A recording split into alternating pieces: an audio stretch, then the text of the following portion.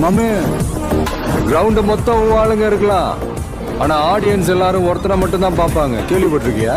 ஆட்ட நாயகன்.